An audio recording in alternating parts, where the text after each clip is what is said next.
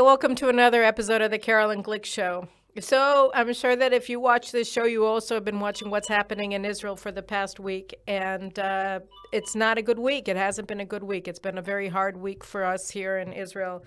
And, we're facing a situation where we're coming up short in what is supposed to be a decisive battle about judicial reform, which is really not just about judicial reform. It's about the restoration of democratic norms and representative democracy in Israel. You know, one of the very famous books that came out, one of the bestsellers that really crystallized the issue for the nationalist camp in Israel, came out a couple of years ago. It was written by my colleague, Erez Tedmor, and Erez wrote a book that was titled, "Why Do You Vote for the Right and Get the Left?" Because since Menachem Begin was first elected in 1977, and finally brought the right to power after 29 years of leftist reign under the Mapai Party, under the Labor Zionists, you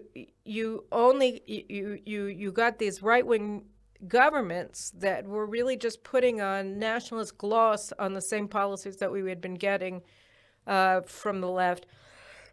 And as the left radicalized more and more, you got increasingly radical policies from right-wing governments. So it was a question on everybody's mind, and Erez's book kind of crystallized it. And what everybody who analyzes this question, and I've been writing about it for over 20 years, comes away with is that, over time, as we talked about last week in the show with Yoram Chazoni, you had two efforts by the left. One was policy. It was surrender to the Palestinians in order to try to embrace this concept that was put forward by the Europeans and the American left, that the reason that there wasn't peace in the Middle East is because Israel was too big, and if we yielded land in Judea and Samaria and Gaza to the PLO, that they would be appeased and we would have peace, and then the Europeans would love us and it would all be wonderful and we could join them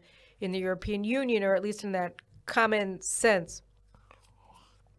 And on the other hand, the Supreme Court began acting as like an oracle, as a high priest, where they were not only adjudicating every dispute they wanted by abandoning standing requirements, they also started using extra legal defenses for their rulings, so that they would rule not based on law and their interpretation of standing of statute. They began systematically making rulings based on their completely subjective concept of what is reasonable or unreasonable, or proportionate or disproportionate. These are all obviously subjective concepts that they were using in order to assert dictatorial powers and act as an oligarchy that is unelected, self-appointed through our judicial selection process, and unaccountable to voters or to our representatives of the Knesset and the government.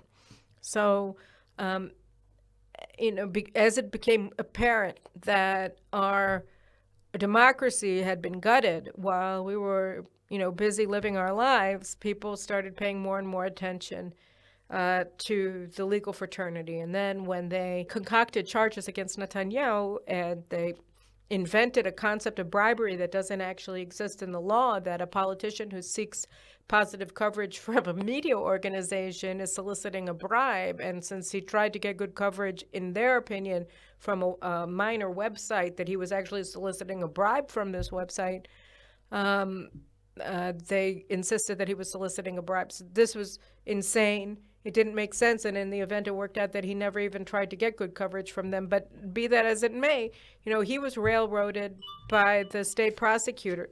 He was railroaded by the state prosecution, and we ended up in this situation. So the last election that happened after all of the charges that they put forward against Netanyahu had already fallen apart on the witness stand in the District Court of Jerusalem. The last election was about judicial reform. It was about restoring checks and balances to our out of control, unchecked, unbalanced judiciary and the Attorney General. And we went to the polls and we voted and we won. And then this mob appeared. It was funded by Yesh Atid billionaires who founded Yair Lapid's party, Yesh Atid.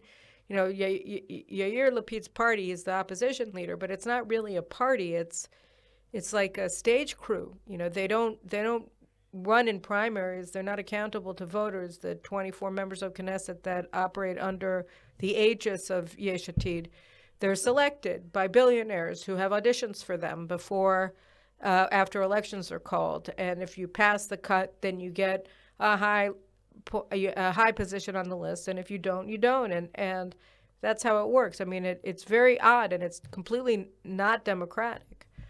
But that's our opposition party. And the billionaires that have funded this effort, called Yesh Atid, you know, they're high-tech billionaires, and they've been putting millions of dollars into this. You have the New Israel Fund, which is a progressive Jewish organization in the United States, and they've been funding it. You have the State Department, which, as Roni Sassover exposed for the first time on this show, is the State Department, which is funding the Movement of Quality Government. And the Movement for Quality Government is a lawfare organization, a domestic one, that uses the Supreme Court and its radical justices to actually carry out lawfare against the government. So it was, we talked a lot about the fact that the court made a ruling a month and a half ago blocking Aryeh Deri, the head of the Shas party, which is a coalition partner, from serving as a minister in the government. 400,000 people voted for Shas and expected that the head of their party would be in the government. The Netanyahu duly appointed him to serve as Minister of Health and Minister of the Interior in his government, and the Knesset duly confirmed his appointment. And then, based on no law whatsoever, the Supreme Court, acting in conjunction with the Movement of Quality Government, really instigated this entire riotous atmosphere in Israel by saying that it was unreasonable for him to serve as a minister in the government, and therefore compelled Netanyahu to fire him. And they're planning on doing the same thing, I would assume, with Netanyahu in another outrageous, legally unsupportable, and unbased petition by the Movement of Quality Government, which is funded by the State Department, to tell Netanyahu that he's not allowed to serve as prime minister, even though the Knesset passed a law explicitly allowing somebody who's on trial, and even somebody who's convicted, to serve as prime minister in order to block the legal fraternity from ousting a sitting prime minister. So you have this crazy situation where we have an oligarchy that is setting this country on fire in order to maintain its power and its privilege, and it's succeeding because it works out that indeed it is more powerful than the Knesset, and it is more powerful than the government, and it is more powerful at the end of the day than we the people. But I've been walking around very low for the past couple of days. All of us have. I gave 2 radio interviews this morning. I'm going to give another 2 interviews this evening.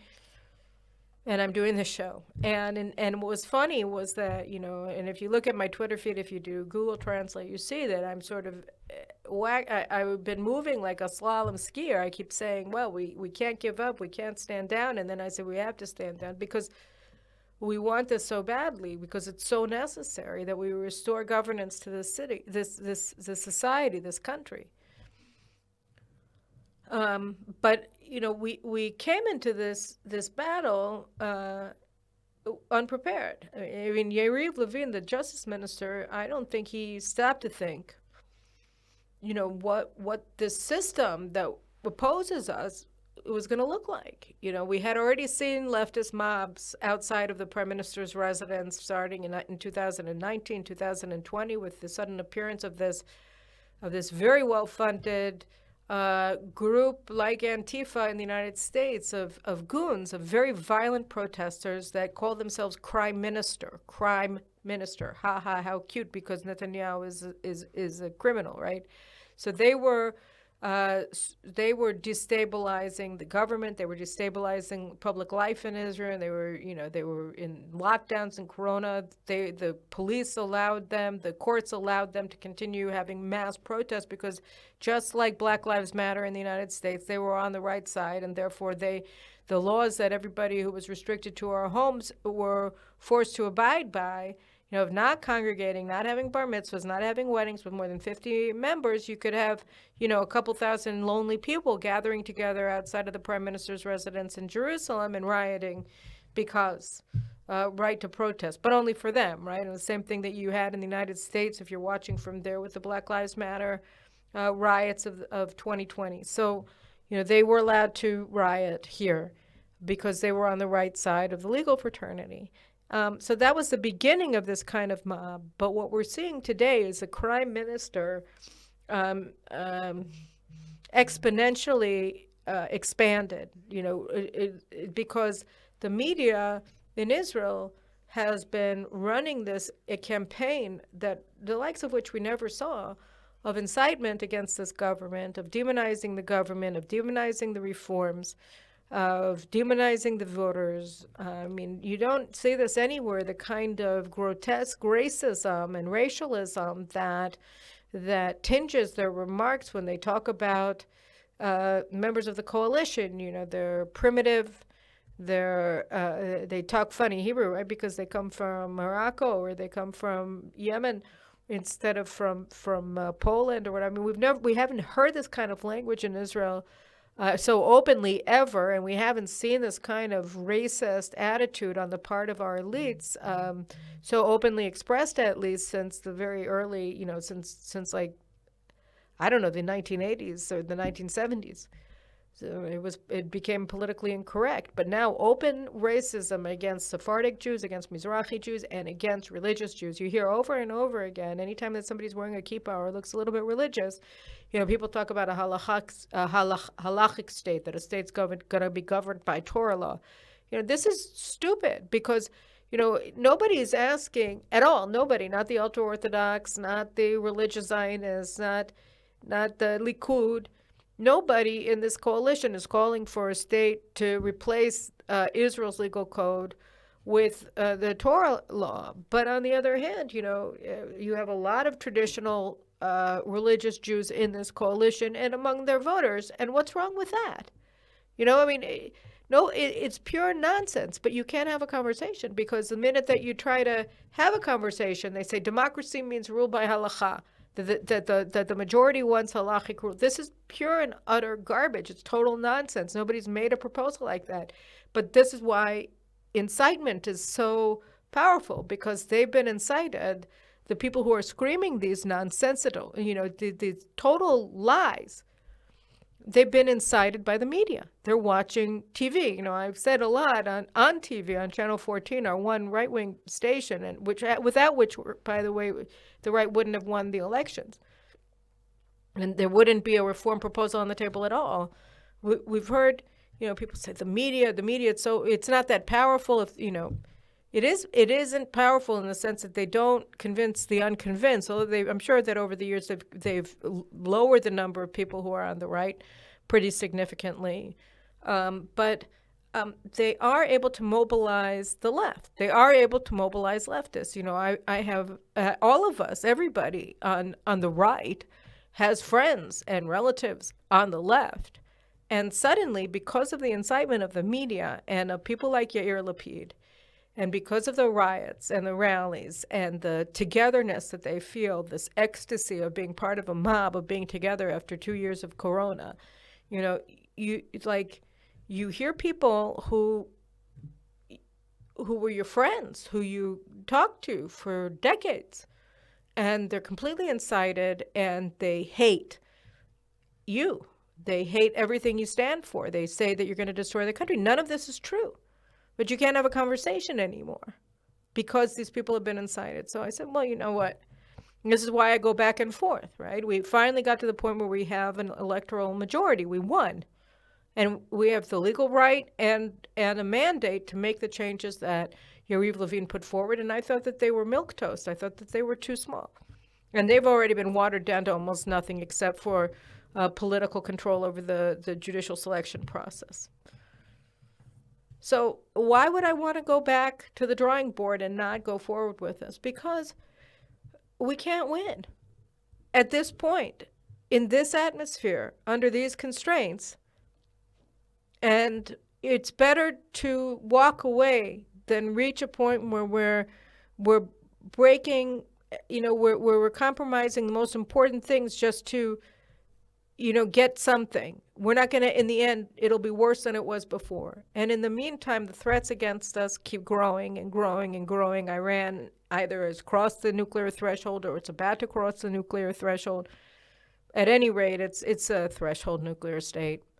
And we have to push it back. We have to take action. The Americans, General Milley said last week that the United States will not allow Iran to have a fieldable, or won't accept an Iran with a fieldable nuclear weapon, which means that they're fine with an Iranian nuclear arsenal if it's kept in the box, as Secretary of State Blinken likes to say, whatever a box is.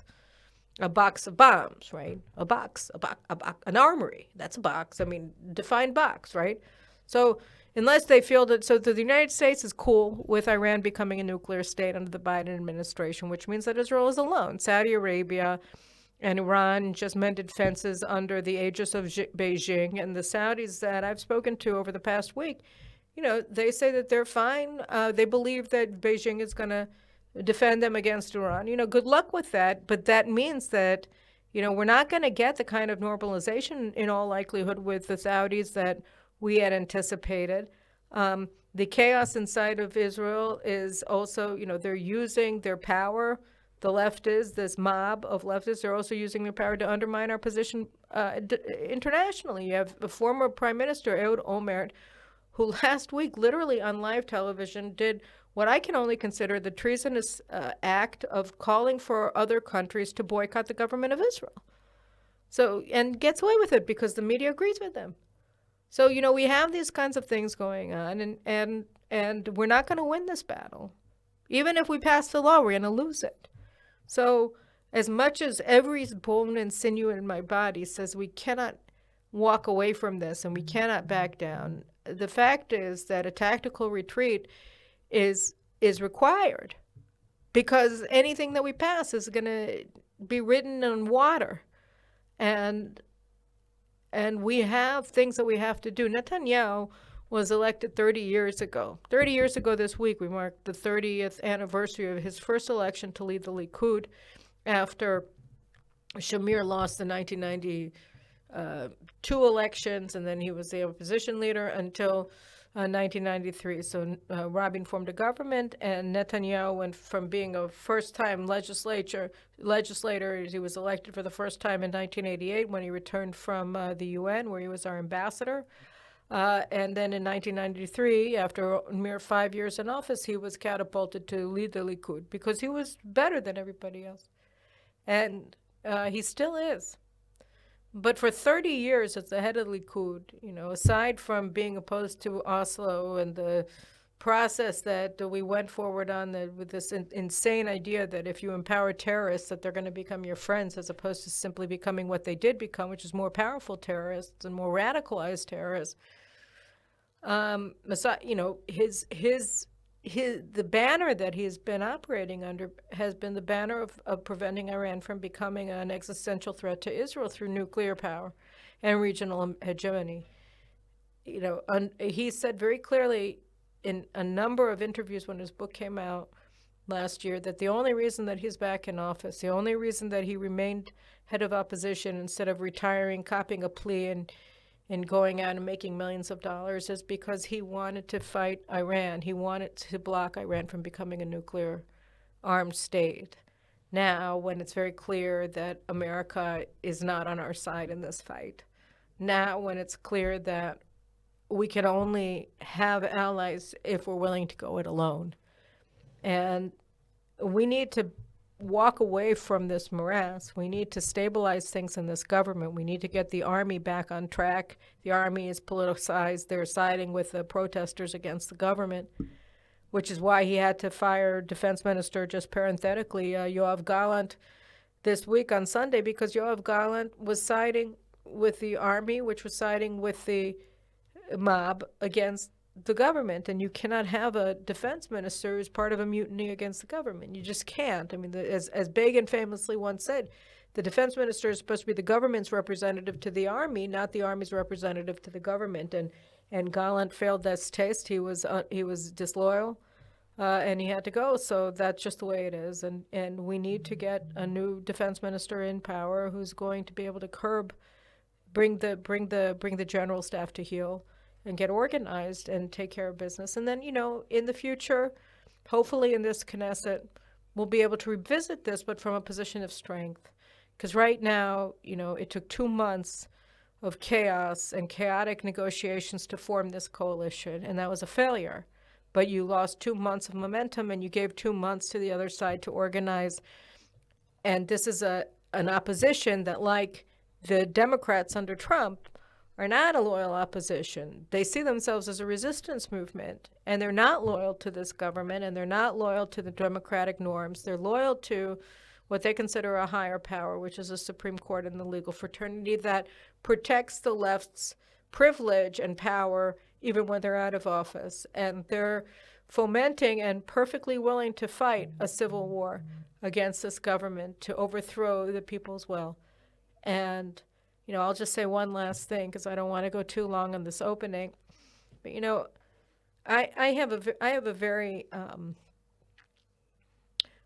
I'm very torn or diffident about Menachem Begin because he stood down, because he finally won power in 1977 and he just gave the keys to the realm back to the left. And that, as Erez Tadmor was writing in his book, Why Do We Vote Right and We Get Left? That was a profound act of weakness and betrayal of the right-wing voters and loyalists to Begin that had followed him in the political wilderness for 29 years. At great personal cost, I'll add. And you wonder why he did it. And I think we're seeing this week why he did it. Because in the pre-state era, when Begin was the head of the Etzel, or what you know in America as the Irgun, the underground movement against the British Mandate, he was hounded. His men were hounded and betrayed, and in one instance murdered by the socialist Zionists led by Ben Gurion and by the Pamach and by the Haganah. And then in 1948, Ben Gurion ordered Yitzhak Rabin, who was the head of the Pamach, to open fire on the Altalena, a weapon ship that was bringing incredibly important, decisive weapons to the units of the new IDF that were organized under the banner of the Etzel to fight. And despite their encirclement, despite the extraordinary shortage of ammunition and guns on the part of Israel at that juncture, Ben-Gurion ordered Rabin to sink the Altalena and kill the people on the deck of the ship. And it was an act of war of the labor Zionists against the revisionists.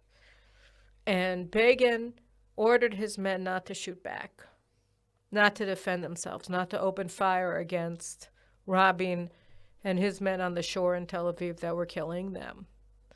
And the reason why Begin did that is because he wanted to prevent a civil war. And he understood that this country was more important than power. And preserving this country and protecting it and enabling it to defeat the Arabs was more important than defeating a left that was murderous and full of hate and willing to kill in order to maintain power. And, generations of right-wingers have had to deal with this legacy. And I think that today, when we see the way that the left is treating us and our elected leaders, when we see the way that they talk about us, when we see the way that they trash our good names, we can understand what was driving Begin, because above everything else is the state. And these people will be brought to heel because, we are not the Israeli right of 1977 that was used to being oppressed and put down and blocked from positions of power and influence in this country in every single institution of this country. You know, we went to vote. We have, journalists, we have authors, we have academics who, of course, don't have positions in universities, but all the same, who understand the game. And we're not willing to stand idly by and let it continue on. So this is why I believe that, as opposed to what Begin did in 1977, where he beat a strategic retreat and he gave the left 2 more generations of unchallenged power over the institutions of this country, during which time they only became more radical. The right has had enough of it. So this is, in fact, a tactical retreat. We need to regroup. We need to be able to look at this blob, this system against us, and start taking it apart. In a radio interview this morning, I said it's like a clenched fist. The left has never been more united. And in order to be able to carry out the kind of reforms we need to restore our democracy, we need to be able to, one by one, open it up, pick up the fingers, and then take them and deal with them one by one, because you can't deal with a clenched fist, which, by the way, is a symbol of the mob violence that we're seeing in the streets of our country today. So I think, we've seen this, and what's been seen will not be unseen. What's been experienced will not be unexperienced. And this, unfortunately, we fought a long war to get here.